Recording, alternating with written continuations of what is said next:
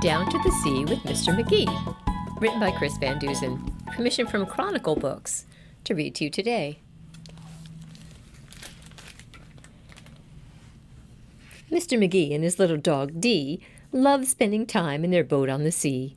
So early one morning at 6:32, they made a decision. That's just what they'd do. Right after breakfast, Magee packed a lunch: sandwiches, carrots, a thermos of punch, a big box of raisins, some sweet pickled beets, chocolate chip cookies, and crunchy dog treats. With plans for the day and enough lunch for 3, they hopped in the car and drove down to the sea. The pair left the dock at 7 o'clock and motored their way around Eagle Egg Rock.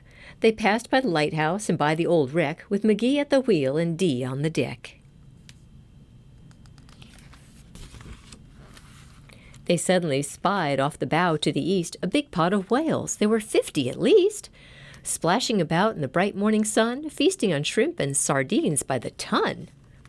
But one little whale who had eaten his fill, munching on minnows and plankton and krill, was bored with his breakfast, and since he was through, he swam off in search of something to do.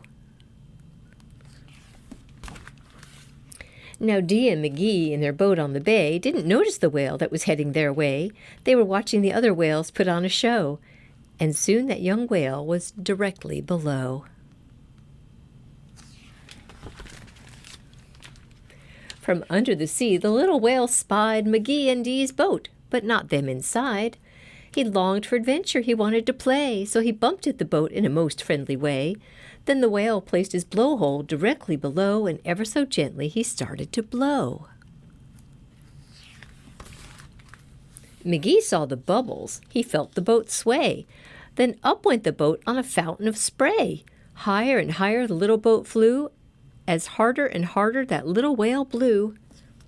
Then the whale blew a blast as hard as he could, much harder, in fact, than a little whale should. And that final blast blew the boat up in the sky, first 30, then 40, then 50 feet high. The boat kept on rising, but it didn't stop there. Wind hit it hard, and it flew through the air. Dee and Magee sailed over the sea, when all of a sudden they got stuck in a tree. So there they were, stranded, Magee and his pup, in the top of a spruce, 60-something feet up. From their perch in the sky, the two watched in dismay as the whale far below swam swiftly away. Magee was downhearted. Just what could he do? They seemed hopelessly stuck, but little Dee knew the secret to get the boat safely unpinned was to rock back and forth and wait for the wind. So they rocked and they rocked for an hour or so, but the boat didn't budge because the wind didn't blow. Just when they thought they'd been stuck there all night, they spotted far off a spectacular sight. Away in the distance, across the blue bay, the whales, all 50, were heading their way. They swam through the water in one long straight row and gathered round the small island below. Magee looked down at the circle of whales surrounding the island and raising their tails. He felt a bit nervous, a little bit tense, when all of a sudden it made perfect sense. "They're trying to save us," he shouted with glee. "Hold on, Dee, hold on, as tight as can be." Their tails slapped down with a thunderous crash, which in turn created a super high splash that covered the island and raced up the tree and dislodged the boat and set them both free.